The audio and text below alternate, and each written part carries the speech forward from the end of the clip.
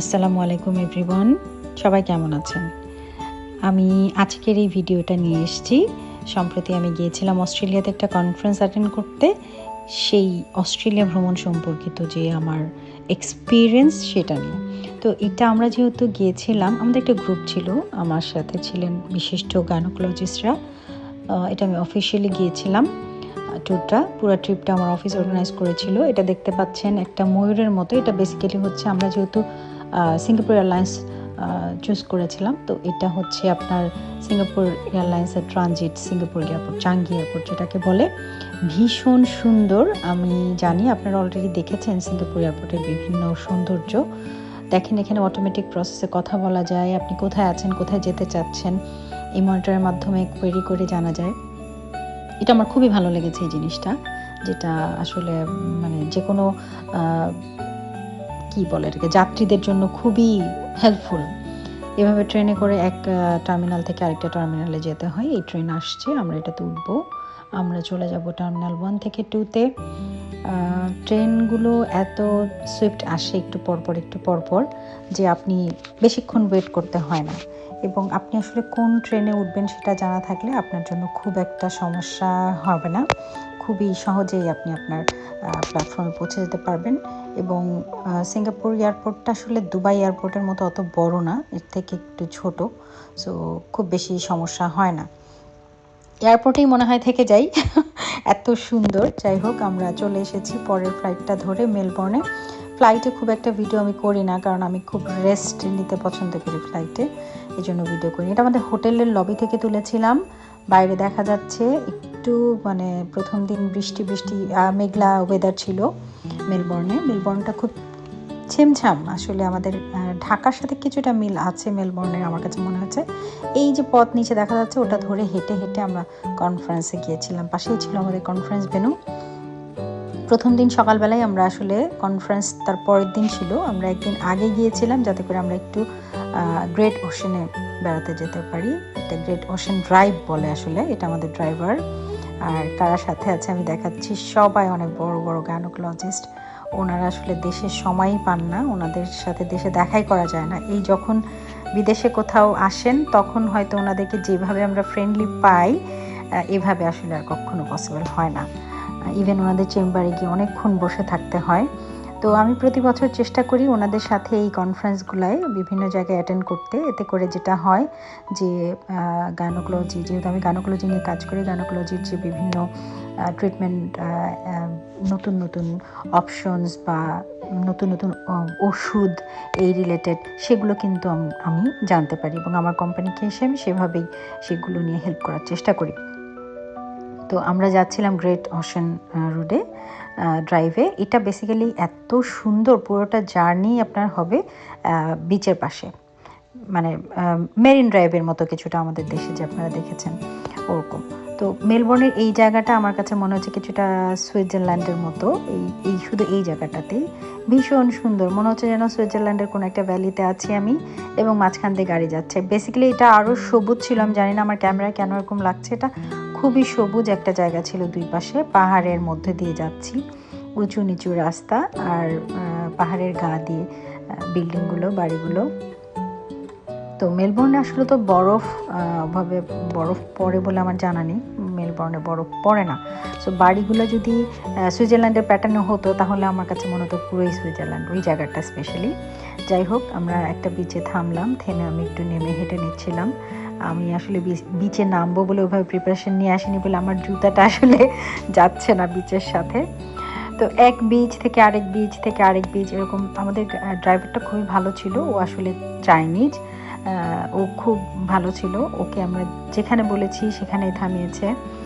ও basically চায়নায় ওর জন্ম না, ওর জন্ম মেলবোর্নেই, বাট ওর বংশোদ্ভূত হচ্ছে চায়না। সো ও নিজেকে চাইনিজ বলেই দাবি করে। ওর ফুল ফ্যামিলি থাকে অস্ট্রেলিয়াতে, মেলবোর্নে। আমি মেলবোর্নে এসে যেটা দেখলাম, সিডনিতেও দেখেছি একই রকম। বেশিরভাগ রাস্তায় আপনি বের হলে বেশিরভাগ মানুষ দেখবেন সবাই চাইনিজ, মানে নন চাইনিজ, মানে আমি জানি না আসলে পার্সেন্টেজ আমি বলতে পারছি না। আর অস্ট্রেলিয়ান আমি দেখি নাই, আসলে অস্ট্রেলিয়ানরা একটু উঁচু লম্বা হয়, সেরকম মানুষ আমি অস্ট্রেলিয়া মানে মেলবোর্ন বা সিডনিতে দেখিনি। আমি সিডনিতেও গেছি, সেটা পরে অন্য কোনো ভিডিওতে দেখাবো।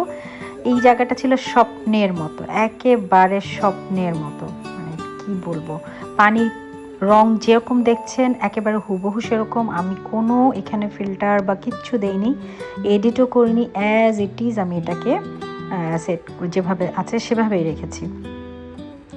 তো আমাদের জন্য আগে থেকে যেহেতু আমরা প্ল্যান করেছিলাম, একটা বাস নেওয়া ছিল, আমরা ভোরবেলা উঠে রওনা দিয়েছিলাম 6টার সময়, ভোর 6টায়। তো আমরা আসলে ব্রেকফাস্টও হোটেলে করতে পারিনি, এরকম যেহেতু লম্বা জার্নি, এটা একটা সকালে গেলে ফিরতে হয় রাত 11টা বেজে যায় ফিরতে ফিরতে, এই জন্য আমরা ভোরবেলায় গিয়েছিলাম, আদারওয়াইজ আমাদের আরও দেরি হয়ে যেত, কারণ পরের দিন আমাদের আবার কনফারেন্স আছে। সো আমাদেরকে রাতে একটু সময় হাতে নিয়ে পৌঁছতে হবে হোটেলে, যাতে কিছুটা রেস্ট নিয়ে হলেও আমরা আবার পরের দিন সকালে কনফারেন্সটা ভালো করে অ্যাটেন্ড করতে পারি। পানির রং দেখেন শুধু কি সুন্দর, আনবিলিভেবল বিউটি।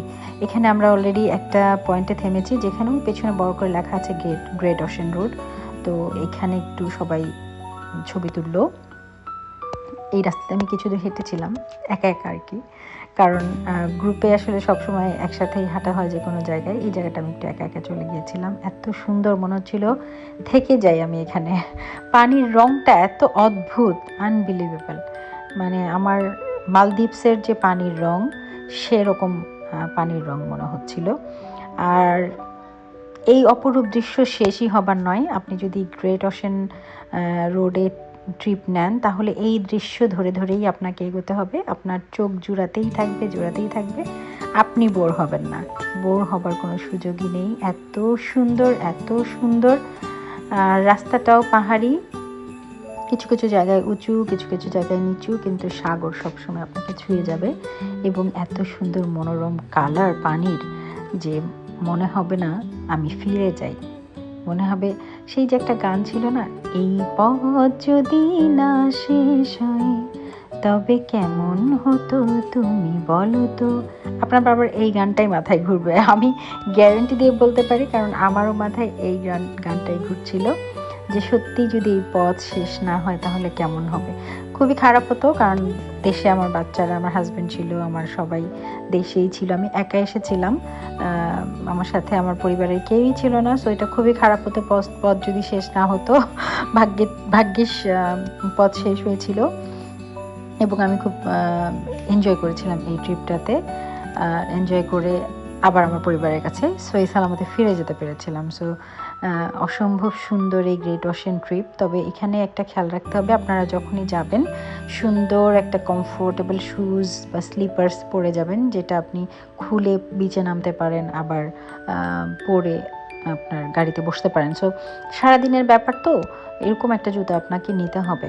কিন্তু আমি আবার সেটা করিনি, আমার আসলে কোনো প্ল্যানই ছিল না জীবনে। আসলে বহুবার বহু জায়গায় বহু সমুদ্রে নেমেছি, এই জন্য আমার আলাদা করে আর এই ট্রিপে, যেহেতু আমি এখানে ট্রিপের মোটামুটি দায়িত্বে ছিলাম, বলা চলে গ্রুপ লিডার, তো আমার যেটা করতে হয়েছে সবার টেক কেয়ার আমাকেই করতে হয়েছে, এই জন্য আমি আসলে পানিতে নামবো এই কথাটা মাথায়ও আনিনি। তারপরে হয় না যে পানির রং দেখে মনে হয় একটু ছুঁয়ে দেখি বা একটু পাবে যাই, সেজন্য নামা হয়েছিল, কিন্তু আমার জুতাটা আমাকে ফেভার করেনি। যাই হোক, আমরা পৌঁছে গিয়েছি 12 অ্যাপোস্টেলসে।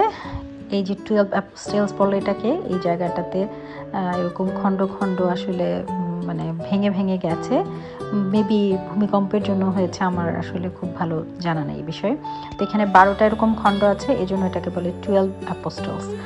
এখানে এসে আমরা সবাই একটু ছবি টবি তুললাম। জায়গাটা আমরা রাস্তায় যেভাবে সুন্দর দেখতে দেখতে আসছিলাম অতটা সুন্দর এটা না, কিন্তু বেসিক্যালি এখানেই সবাই আসে। তা আমার জানা নাই আসলে যে এইখানেই সবাই আসে, এই 12টাতে দেখার কি আছে আমি আসলে জানি না। যাই হোক, আমাদের জার্নি প্রায় শেষ, আমরা ফিরে এসেছি।